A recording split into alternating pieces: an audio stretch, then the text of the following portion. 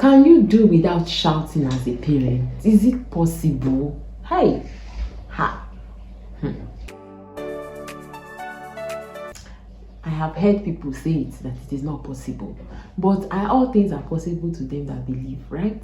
I know that all things are possible. And this is what I personally am working on. Because this shouting thing, we do not want to become lions that roar. Even if we are the children of the lion of the tribe of Judah, we do not want to be roaring and shouting all over the place. So here are a few things that has helped me. The first thing, or that is helping me, the first thing is to pause, think, and breathe, right? Especially if it is not something that your child that is dangerous, or that your child can get hurt on the spot. Just pause first, think and breathe. Not everything is an emergency. Secondly, calmly yet firmly communicate.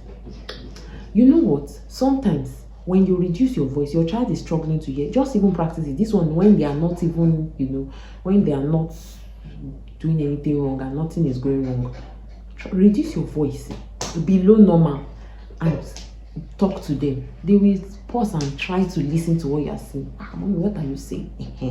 Be practicing it small like that, so that when that shouting spirit wants to come, you will be able to also, when after calming down, you will be able to communicate in low voice. Another thing I do that helps me is that when I am feeling like I need to shout and communicate, I will now reduce my voice below normal. So you hear me say something like, hey, what is wrong with you? Why are you doing that? You see, I just said, what is wrong with you? God help us. Hey, why are you doing that? I'm supposed to be shouting, why are you doing that? Come on, leave that place. And I'm like, leave that place. So I am almost even whispering, so that I will not shout. The child can hear me, but I am deliberately reducing my voice below normal, so that I will not become a screamer of the house. I have discovered, I have heard even people say, even teenagers, even young children themselves say that they enjoy it when their parents shout. It just used to sweet them that, hey, now mommy is talking, now mommy is coming. So don't just become a shouty, The third step is to get up and take action. So when you have calmly communicated, we know that the child will not stand up immediately. The child will not leave that place immediately. You already know that that's what will happen. You get up and take action. So in the process of communicating, most of the time you are passing out a consequence for that action. I will do this, so if you are doing this, you are saying it with that low calm voice, but firm. Most of the time, just get up and take action. That thing you say you will do, follow through with it, so that the child will know that when mommy says this once, twice, the consequence for that action follows. Speaking of consequences, sometimes you should have agreed about the consequence before that action, especially if something that is repetitive, that takes place over and over again. For our family meeting, let us agree, let us talk about it. This is for older children. For younger children, we that have younger children like this, that sometimes family meeting is not going to work, especially for my 2-year-old. We stand up and we put them out of the place. We stand up and we put them out of the place, because talking too much, they will be looking at you like you are acting drama or playing sports. Then fourthly, clear up the environment, especially if you have younger toddlers, younger children.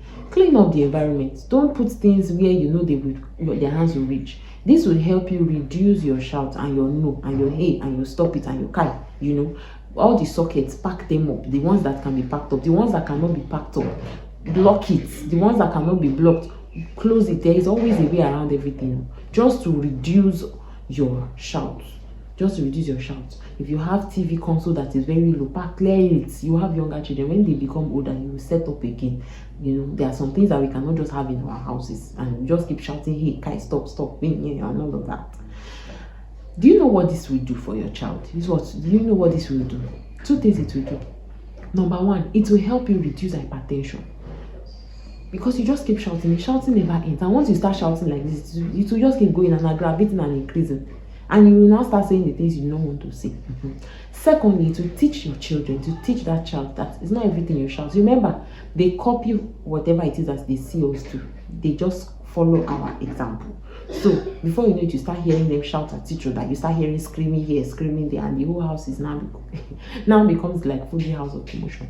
They will learn that you can talk gently, nicely, and calmly, and still communicate to each other, which is a very, very important trait that our children are supposed to learn.